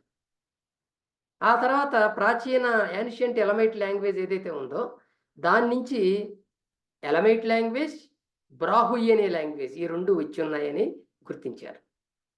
మరి యాన్షియంట్ ప్రోటో ద్రవిడియన్ లాంగ్వేజ్ నుంచి ఏమొచ్చాయి? Old Dravidian language and old north Dravidian language అనే 2 వచ్చాయన్నారు. సో ఏదైనా సరే ఈ ద్రావిడ లాంగ్వేజ్ రావటానికి దాని యొక్క మూలాలు ఎక్కడున్నాయి అనంటే జాగ్రోస్ ప్రాంతంలో ఉన్నాయి. ఇరాన్లో జాగ్రోస్ ప్రాంతంలో ఉన్నాయి. అందులో ఎలమైట్ లాంగ్వేజ్ ఏదైతే ఉందో ఆ ఎలమైట్ లాంగ్వేజ్ నుంచి బ్రాహుయి అనే లాంగ్వేజ్ వచ్చింది. ఈ బ్రాహుయి లాంగ్వేజ్ ఈవేళ ఇప్పుడు భాషా శాస్త్రవేత్తలు ద్రావిడ భాషా కుటుంబంలో ఒక లాంగ్వేజ్గా దాన్ని గుర్తించారు. మనకి ద్రావిడ భాషా కుటుంబం అని చెప్పి ప్రపంచంలో ఉన్న భాషలన్నింటినీ కూడా కొన్ని కుటుంబాలుగా విడదీశారు. వాటి మధ్య ఉన్న సారూప్యతను బట్టి ఆ విడదీసినప్పుడు అందులో ఇప్పుడు 14 భాషా కుటుంబాలు ఉన్నాయి. ప్రపంచం అంతట్లో ఉన్న భాషలను కలిపితే అందులో 5వ స్థానంలో ఉంది ద్రవిడియన్ లింగ్విస్టిక్ ఫ్యామిలీ. 5వ స్థాయిలో ఉంది. అంటే ఎక్కువ మంది మాట్లాడే దాన్ని బట్టి స్థాయిలు నిర్ణయించారు. అందులో 5వది మన ద్రవిడియన్ ఫ్యామిలీ అనేటువంటిది.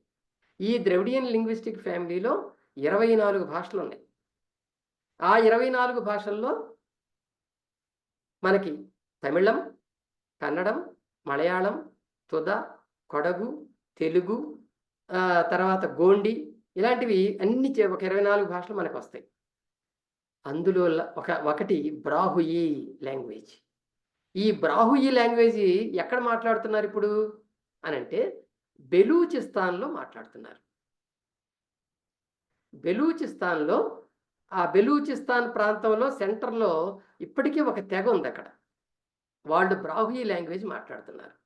ఈ బ్రాహుయి లాంగ్వేజ్ తమిళ్ లాంగ్వేజ్కి ఈక్వల్. అంటే అక్కడున్న పదాలు తమిళంలో ఉన్న పదాలు సమానంగా ఉంటాయి, సమానార్థకాలుగా ఉంటున్నాయి. దాన్ని బట్టి అది ద్రావిడ లాంగ్వేజ్లో ఒక పార్ట్ అని చెప్పి నిర్ణయించారు. ఈ బ్రాహుయికి మూల భాష ఏందయ్యా అంటే ఎలమైట్ భాష. సో అంటే ద్రవిడియన్కి ఎలమైట్కి లింక్ ఉంది. ఇవన్నీ కూడా వాళ్ళు పరిశోధన చేశారు. ఈ బ్రాహుయి లాంగ్వేజ్ ఎక్కడుందంటే సింధు హరప్పాకి చాలా దగ్గరగా ఉంది ఆ లాంగ్వేజ్ మాట్లాడిన ప్రాంతం.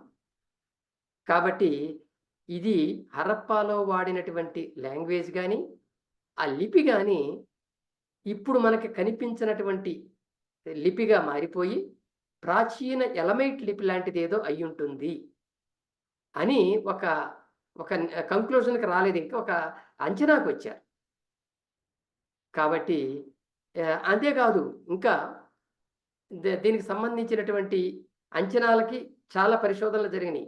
దీనికి రకరకాల పరిశోధనలు జరిగినాయి. అది నిజంగా అనుమానించడానికి వీలైందా కాదా అని చెప్పడానికి ఒక భాషా పరిశోధనే కాదు, చారిత్రక పరిశోధన జరిగింది. వీటన్నిటికీ జరిగిన తర్వాత నిర్ణయం ఏంటంటే ఇది బహుశా ద్రవిడియన్ భాష ఈ హరప్పా ప్రాంతంలో యూజ్ అయ్యి ఉంటుంది అనే నిర్ణయానికి వాళ్ళు వచ్చారు. సో ఇవన్నీ చూసినప్పుడు హరప్పన్ కల్చర్ మొత్తం చూసినా, సివిలైజేషన్ చూసినా ఆ రోజుల్లో ఒక గొప్ప నాగరికతని కల్పించినటువంటి ప్రాంతంగా ఈ సింధులు నాగరికత, హరప్పా నాగరికత ప్రపంచ ప్రసిద్ధి చెందినాయి. ఏ నాగరికతల్లో లేని కొన్ని స్పెషాలిటీస్ ఈ నాగరికతల్లో కనిపించినాయి. 2600 సాధారణ శక పూర్వం 2600 నుంచి 1900 వరకు ఒక వెలుగు వెలిగింది. 700 సంవత్సరాల పాటు హరప్ప. ఆ తర్వాత నుంచి క్షీణించటం మొదలైంది. ఆ 700 సంవత్సరాల తర్వాత నుంచి 1900 సంవత్సరాల తర్వాత నుంచి క్షీణించటం మొదలైంది. ఎందుకు క్షీణించడం మొదలైంది? దేనికైనా సరే ఉత్థాన పతనాలు అనేవి ఉంటాయి. ఉత్థాన పతనాలంటే పైకి పోవటం, కిందికి రావటం. పెద్ద రోమన్ సామ్రాజ్యం లాంటివి ఒకప్పుడు ఎంత పెద్ద అధికారం చెలాయించింది యూరప్లో, దాని తర్వాత ఎంత ఈ తేలిగ్గా పతనమైంది. The rise and fall of Roman empire అనేటువంటిది టాయిన్ బి అనేటువంటి ఒక రచయిత ఒక గొప్ప సిరీస్ రాస్తాడు. The rise and fall of Roman empire అనే పేరుతో. అందాకెందుకు, మనకి తెలిసిన బ్రిటిష్ ఎంపైర్ ఏమైంది? అది కూడా రైజ్ అయింది, ఫెయిల్ అయింది చివరికి. అలాంటిది తప్పదు. ఉత్థాన పతనాలనేటువంటివి ప్రతి నాగరికతకి ఉంటాయి. దీనికి కూడా ఏమి కారణాలు అయి ఉంటాయి అనేది చూస్తే రకరకాల కారణాలు ఊహించారు. కొంతమంది ఏమన్నారంటే, ఆర్యులు వచ్చి ఈ సింధులోయ నగరాల్ని, హరప్ప, మొహంజదారో లాంటి నగరాల్ని ధ్వంసం చేశారు.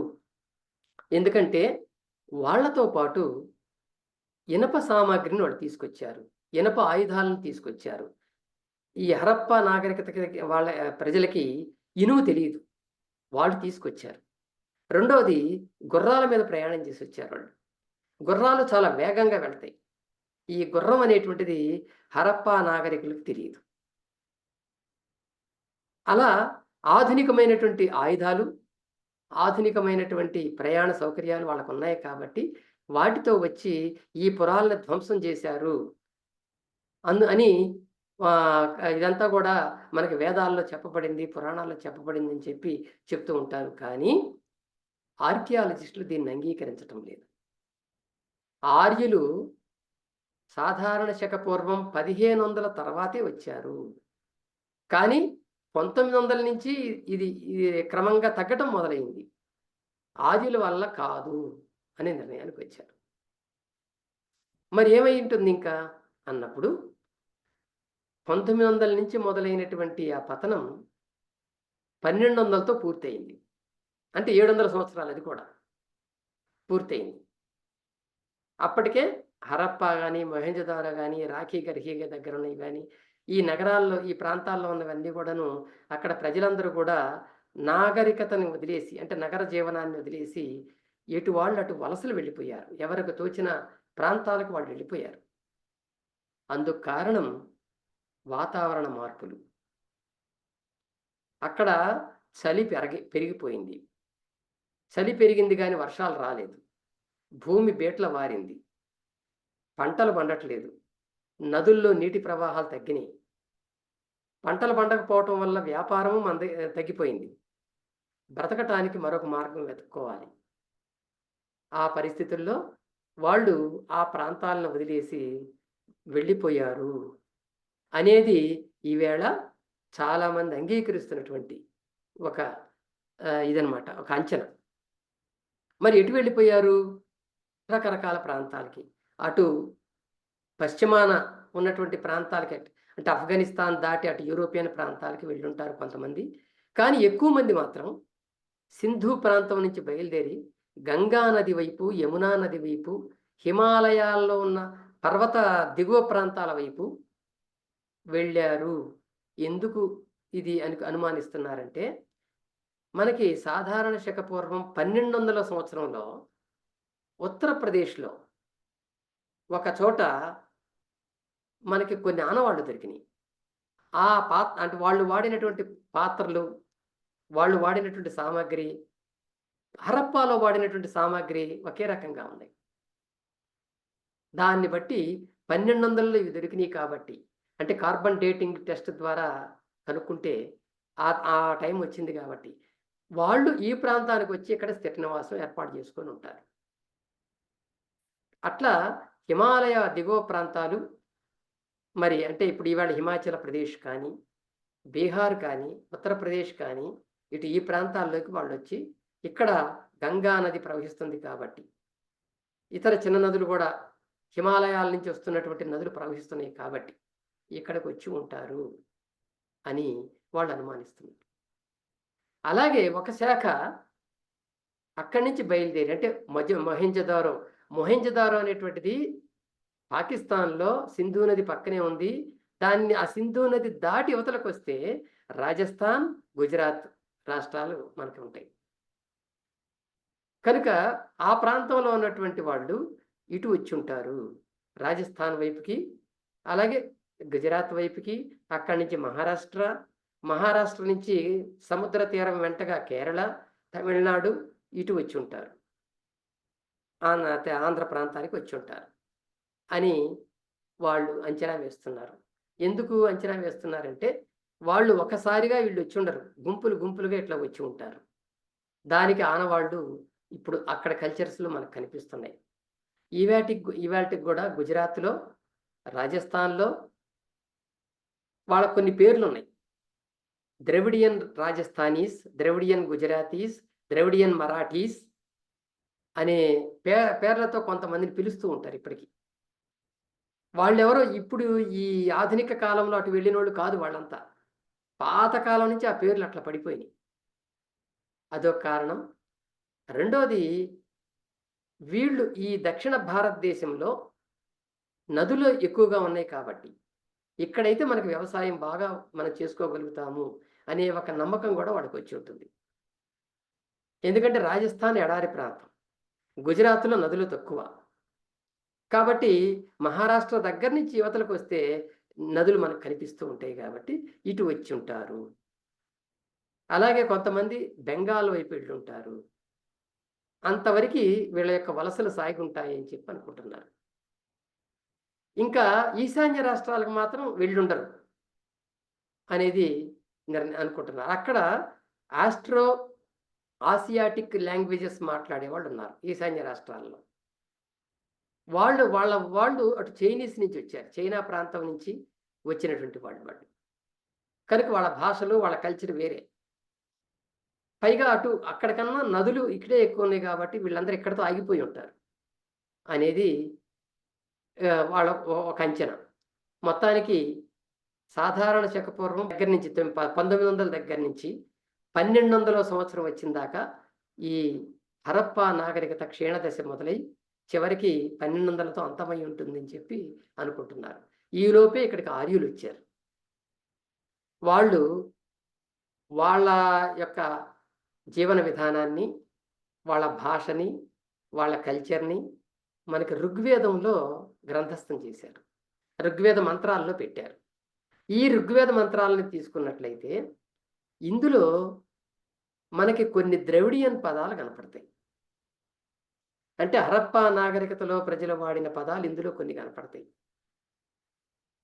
కనుక ఆర్యులు వాళ్ళతో పాటు తెచ్చుకున్నటువంటి ప్రాచీన సంస్కృత భాష ఏదైతే ఉందో, ఆ భాషతో పాటు దాన్ని వాడుకుంటూనే వీళ్ళ పదాలను కూడా అందులో కొంత వాడటం మొదలుపెట్టుంటారు.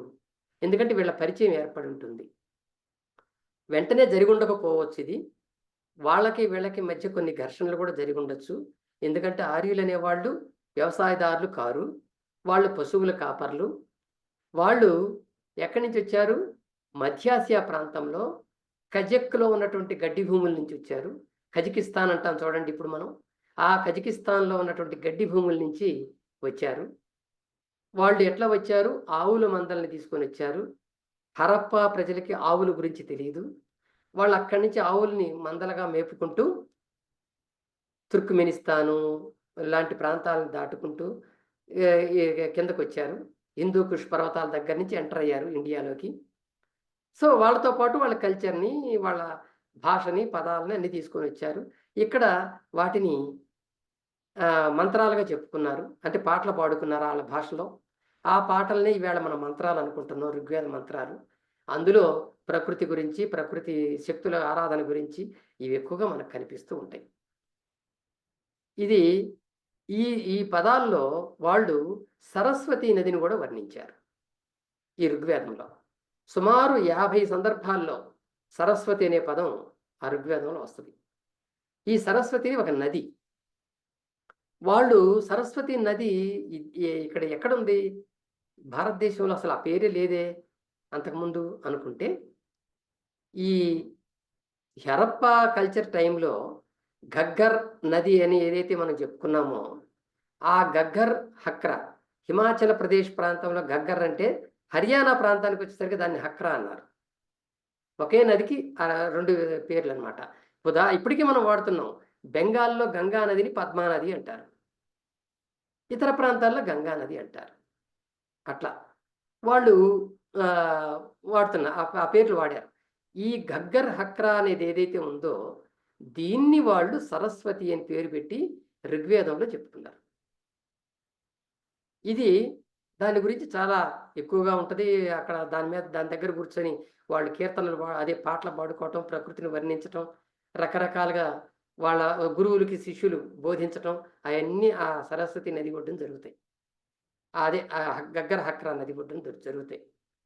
కనుక దీనికి సరస్వతి అని వాళ్ళు ఎందుకు పేరు పెట్టుకున్నారు? ఒక పక్కన ఇంకో పేరు ఉంది కదా! ఈ గగ్గర హక్రా అనే పేర్లు వాళ్ళకి నచ్చలేదు.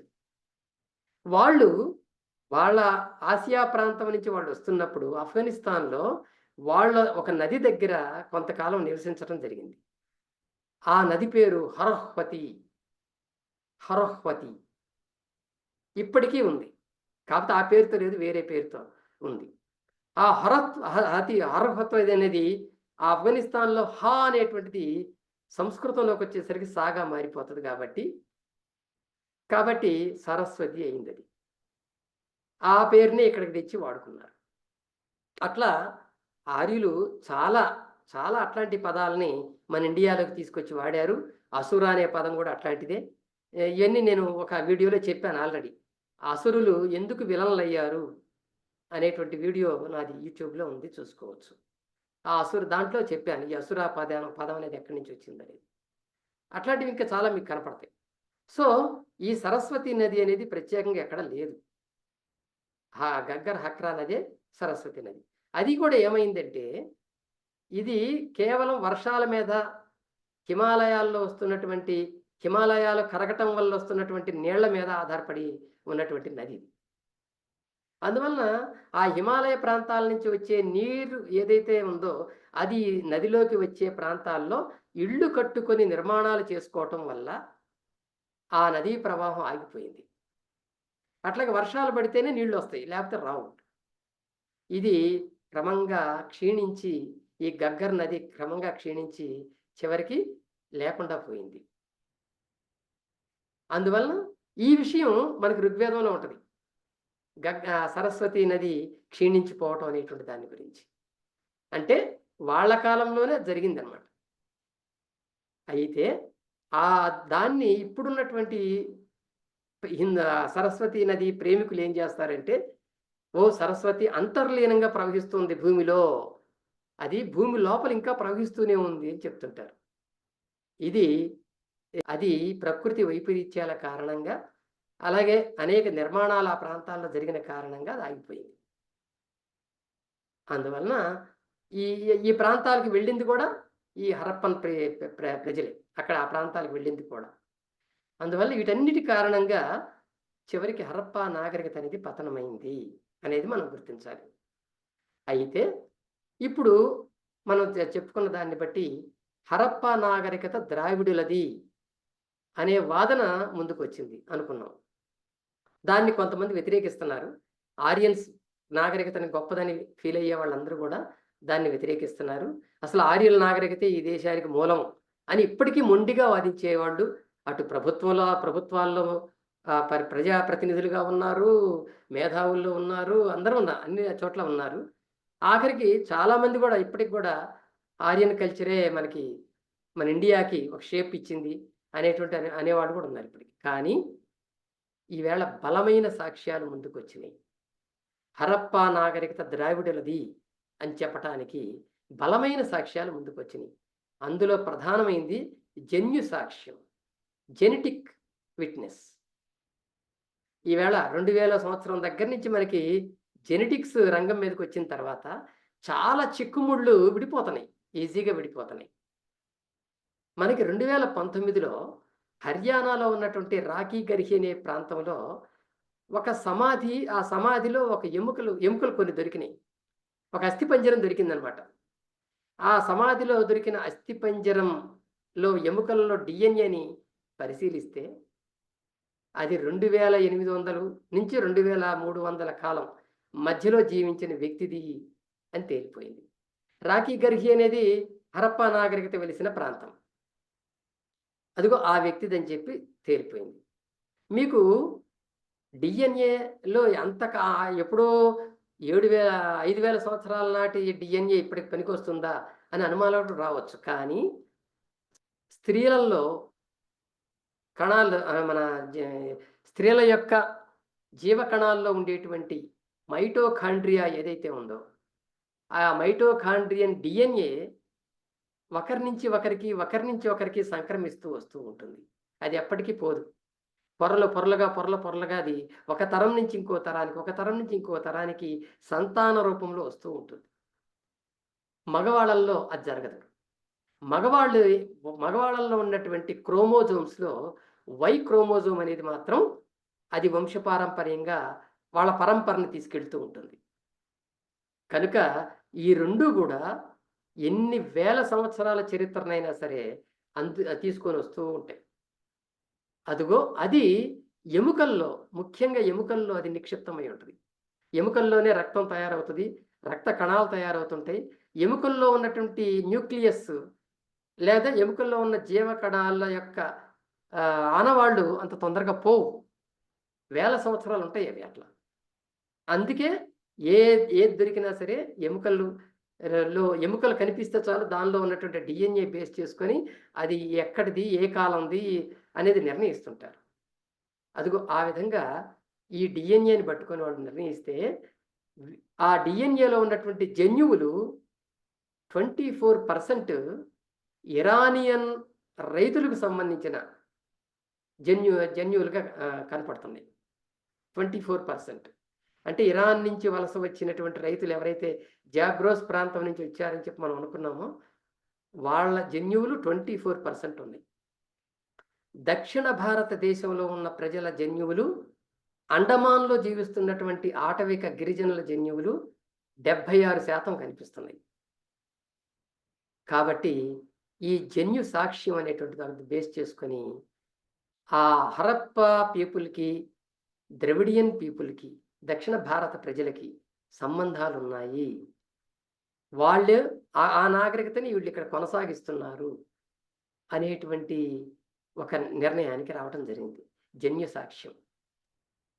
ఇంకా రెండవది భాషా సాక్ష్యం. అది ఇంతకుముందే చెప్పుకున్నాం. బ్రాహుయి అనేటువంటిది ఆ సాహిత్యం సాక్ష్యంగా మిగిలిపోయిందని. ఇంకోటి సంగం సాహిత్యం. సంగం తమిళనాడులో సంగం లిటరేచర్ అనేది ఒకటి ఉంది.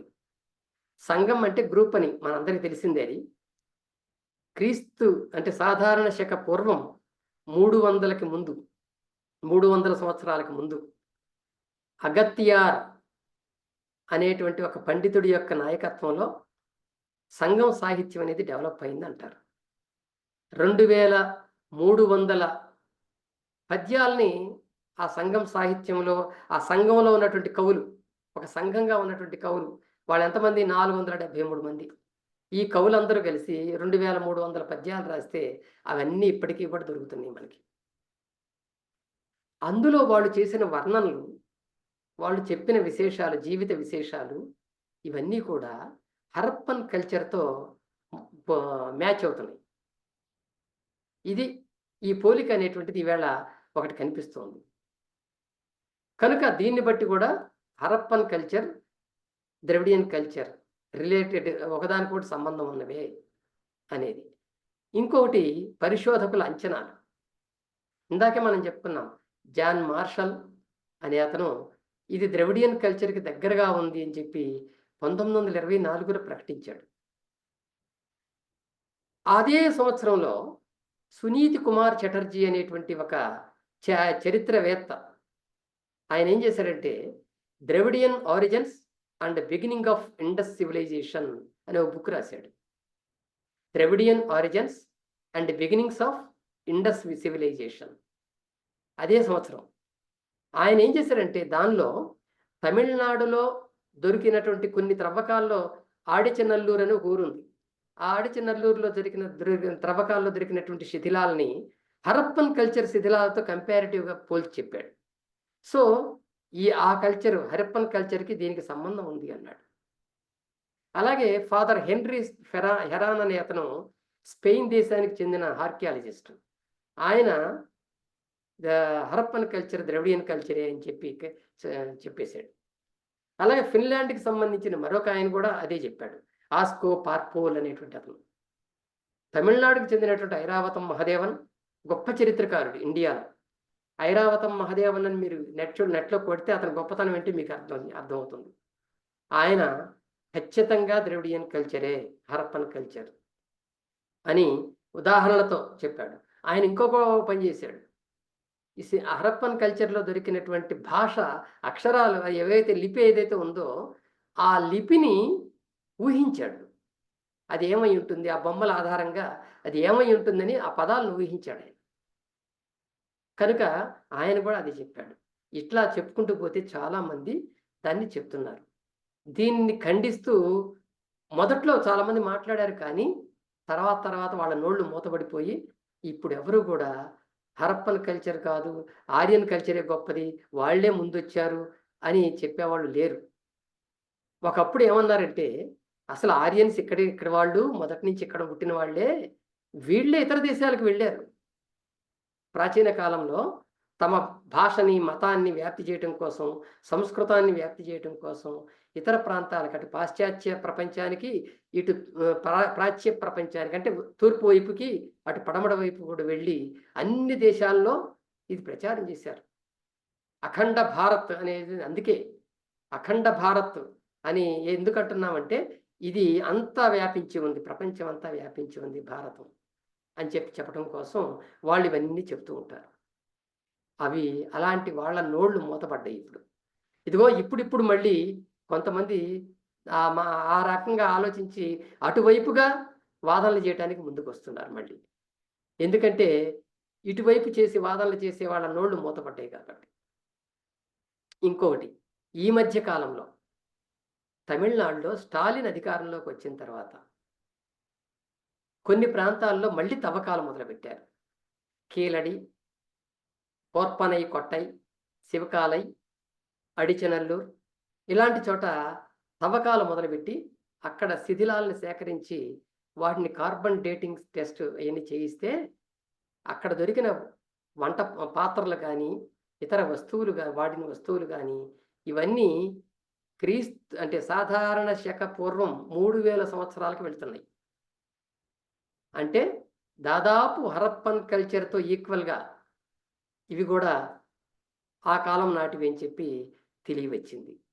ఇది స్టాలిన్ ప్రపంచానికి వెల్లడించాడు ఈ విషయాన్ని.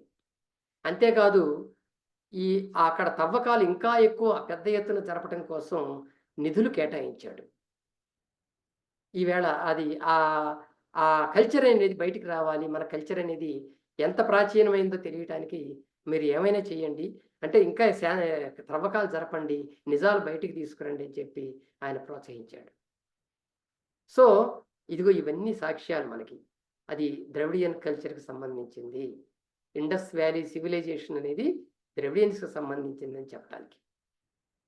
సో, కనుక ఇక్కడ మనం గుర్తించాల్సింది ఏంటంటే మిత్రులారా, భారతదేశానికి భారతీయత అని మనం ఏదైతే అంటున్నామో, ఈ భారతీయత అనేది వర్ణించాలంటే మనం ఖచ్చితంగా కొన్ని అంశాలని ముందుకు తీసుకురావాల్సిన అవసరం ఉంటుంది. ఒకటి, ఈ భారతదేశం కేవలం ఒక కల్చర్‌కి సంబంధించినటువంటి వ్యక్తులది కాదు. ఎందుకు ఈ మాట అంటున్నానంటే, ఇంతకుముందు చాలా సందర్భాల్లో నేను చెప్పానిది. భారతదేశంలో మన ప్రాచీన మానవుడు మనకి ఎట్లాగైతే హోమో సేపియన్స్ అని చెప్తున్నామో, హోమో సేపియన్స్ అనేవాళ్ళు యూరప్‌లో దొరికినటువంటి ప్రాచీన మానవ అవశేషాల్లో ఆధారంగా నిర్ణయమైనటువంటి వాళ్ళు. ఇండియాలో ప్రాచీన మానవ ఆనవాళ్ళు దొరికినాయి. వాళ్ళని హోమో ఎరెక్టస్ అంటున్నారు. ఆ హోమో ఎరెక్టస్‌కి సంబంధించినటువంటి మానవులు ఇక్కడ ఉన్నారు. కర్ణాటక రాష్ట్రంలో ఒక పుర్రె దొరికింది ఆ కాలం నాటిది. అంటే సాధారణ శక పూర్వం 35,000 సంవత్సరాల క్రితం అది. అప్పుడు ఒక పుర్రె దొరికింది. అంటే ప్రాచీన ఆదిమ మానవులు ఇక్కడ కూడా ఉన్నారు అనేది ఒక పాయింట్. రెండో పాయింట్ ఏంటంటే, మన హైదరాబాద్‌లో ఉన్నటువంటి సీసీఎంబీ ఘనంలో ఒక గొప్ప శాస్త్రవేత్త ఉన్నాడు, తంగరాజ్, కుమారస్వామి తంగరాజ్. ఆయన అండమాన్‌లో ఉన్నటువంటి గిరిజనుల జన్యువుల మీద పరిశోధనలు చేశాడు. ఆఫ్రికాలో ఉన్నటువంటి జన్యువుల పరిశోధనలు చేశాడు, ఈస్ట్ ఆఫ్రికాలో. తమిళియన్స్ వీళ్ళందరి జన్యువులు పరిశోధించి చెప్పింది ఏంటంటే, మన ఈ ప్రాంతానికి ఆదిమ మానవుల తర్వాత ఒక వలస జరిగింది. ఈస్ట్ ఆఫ్రికా ప్రాంతం నుంచి ఒక వలస మన వచ్చింది. అరేబియా సముద్రం నుండి వాళ్ళు పడవల ద్వారా భారతదేశ సముద్ర తీర ప్రాంతాలకు ప్రయాణించి అటు కొంకణ తీరంలో, ఇటు మలబారు తీరంలో, ఇటు తమిళనాడు తీరంలో కూడా నివాసాలు ఏర్పాటు చేసుకున్నారు. వాళ్ళే అండమాన్‌కు కూడా వెళ్ళారు. ఆ తర్వాత వాళ్ళే ఆస్ట్రేలియాకు కూడా వెళ్ళారు. అని వాళ్ళ జన్యువులన్నిట్లో ఉన్నటువంటి విశేషాలని ఆయన వ్యక్తం చేస్తూ ఒక పెద్ద రిసెర్చ్ వర్క్‌ని తీసుకొచ్చాడు. మేము ఆయన్ని ఇంటర్వ్యూ చేశాం. నేను, తుమ్మా భాస్కర్ గారు మేమిద్దరం వెళ్లి ఇంటర్వ్యూ చేశాం ఆయన్ని. అందులో కూడా ఈయన అవే చెప్పాడాయన. సో, ఇదొక ఆధారం మనకి. జన్యువుల ఆధారం. కాబట్టి ఆదిమ మానవుల తర్వాత ఇక్కడికి ఆఫ్రికన్స్ వలస వచ్చారు. వాళ్ళిక్కడ స్థిర నివాసం ఏర్పాటు చేసుకున్నారు. అటు కర్ణాటక, మహారాష్ట్ర, ఇటు తమిళనాడు, కేరళ. ఈ ప్రాంతాలు మనకి ఆధారాలు దొరుకుతున్నాయి. రెండోది. ఇక మూడవది ఇరానియన్ రైతులు ఎవరైతే ఉన్నారో వాళ్ళు హరప్పా వచ్చారో, అక్కడ నివాసం ఏర్పాటు చేసుకున్నారు అనుకున్నాం కదా! ఆ హరప్పన్ కల్చర్ పతనం అవుతున్న దశలో అక్కడి నుంచి కొన్ని వలసలు మళ్ళీ దక్షిణ భారతదేశం వచ్చినాయి.